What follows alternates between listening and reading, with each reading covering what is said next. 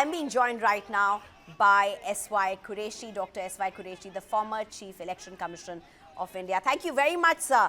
Good evening. Thank you for taking your time out to talk to us.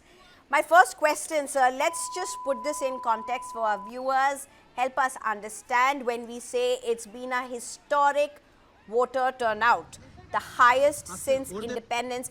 Put this in context for us. What does this mean, one, for Tamil Nadu, and second, for West Bengal, where the meanings are going to be very different because West Bengal, obviously, it's the phase one only. You know, I'll be the happiest man to see these figures because I was the guy who set up voter education division in the election commission. He started the sweep program, which is systematic voter education for electoral participation. And ever since I did that in 2010, we have been seeing higher and higher and higher turnout in history. Therefore, I have every reason to be excited. But if I do reality check, and I heard you mentioning that the Chief Election Commissioner is very excited. Probably he doesn't correlate with the figures which you had shown, that if these 7 million plus had not been deleted, Right. then West Bengal share would have been, voter turnout would have been 83%. It is equivalent to 83% because so many people were taken out of the electoral roll. Obviously, the percentage of turnout goes up. Similarly, in Tamil Nadu, again about 12% deletion, the real the percentage would be close to 72%, not 83. So this has to be kept in view instead of just jumping that we got the highest in history. I wish that was the case, but this is the reality of these figures. These are very important points that you're saying, and we have done some maths. We've tried to see what's the kind of a deletion that's happened. And what you are saying is also, at the heart of what's been a voter issue, a very political issue, a very heated debate during these votings, whether it be in Tamil Nadu or phase one of West Bengal, around minus 11%, roughly around that for both the states is what we are seeing. So essentially, Mr. Quraishi, what you are saying is, if these voter numbers would have been the same, if the deletions would not have happened, then it would not have been this historic. Now, what do you mean by this? Let me break this up. Let me try to make this easy. Are you then saying this was a good process that cleaned up the voting which should have been done? Or are you saying there are concerns? No, these are two separate things. I'm just, at the moment, what I answered was the voter turnout and the reality of voter turnout.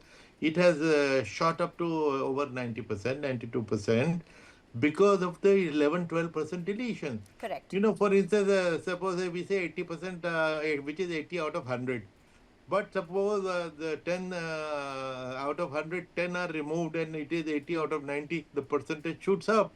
So it's basically, and you have shown those figures, Correct. that in both the states it was more than 11 and almost close to 12% deletion. The 12% deletions have jacked up the number of voters who turned out to vote. So that is the reality of this. The other question which you raised was about SIR itself, which I have been questioning, that it has really caused turmoil in the country. It has played havoc with the system. And can the election commission vouch that the 7 million which have been deleted, which were not allowed to vote, they were not genuine voters, and they were all bogus voters, fake, dead, or duplicate voters? So wonderful, great job done. But can they really certify? Can they give an affidavit? Can that not one of them? The slogan of election commission for the last 20 years has been that not one voter to be left out. Here, 7 million plus in both the states, more than 7 million people have been deleted. Of course, there may be a few hundred which may be ineligible, or maybe a few thousand, but not 7 million, for God's sake. They're all bona fide Indian citizens, bona fide voters who have a constitutional right to be voters in the country. Article 326, which was quoted in the initial press conference, they should read the Article 326, that all of us shall be registered. That is the word, shall be registered. We're all, and if they have been deleted, because the process could not be completed. Some millions of applications are pending with the tribunals. So now that is not the fault of a voter. If your tribunal could not finish it in time, if you could not finish the process in time, you should not have started the process. Or you should have started SIR if you were so fond of it in a state which was to go to poll 2 years later. Now, a state which is going to poll in the 2 months, 3 months, you started this exercise, and as something which I've been saying that, it has taken 30 years for successive election commissions, 30 years to achieve 99% accuracy. Now that all that has been thrown into the dustbin, and the electoral is being created, manufactured from scratch from the beginning. Now what we did in 30 years, they want to do in 30 days or even 3 months. What are they talking about? And after putting everybody to inconvenience, after suicide of BLOs, there's so much of stress, some are resigning, and every voter made to run around looking for your father and your grandfather's voting record and all that. So the total turmoil and all created. I think very strong words coming from you, Quraishi Saab. Particularly, even as you have the EC saying that it is their constitutional duty to clean up the electoral rolls. That's one argument that they have been saying again and again, that beyond the political prism, not giving into the arguments around that, they have been just saying that it is their role, and this is an exercise that has been going on for a very long time. Very strong words coming from the former CEC as you speak what you do. Mr. Quraishi, there's another thing that I do want to ask you. Today, a lot was spoken about the violence as well in West Bengal. But many are arguing, despite the violence that has happened in West Bengal, this possibly would have been more of the quote-unquote peaceful polls, by far the more peaceful polls. How do you look at this? Well, with the kind of paramilitary which has been pumped into West Bengal, there should have been no violence. So what were these forces doing? Unprecedented, about 3-4 times the previous years. What were they doing? Why did violence take place in the first place? So that is another question mark. So you've deployed almost half of the paramilitary available in the country in just one state. And still there have been troubles which you are talking about. But Mr. Quraishi, these have been belts that have witnessed extreme violence over the last several elections. These Yes. are belts, particularly some of these pockets that did go into voting for phase 1, that's on the first phase of voting for West Bengal. There have been several instances of violence in the past. Do you think West Bengal has moved on, or do you still think that there are huge concerns around this? Yes, yeah, there I agree with you that there are huge concerns, no doubt, because West Bengal traditionally has shown violence during elections.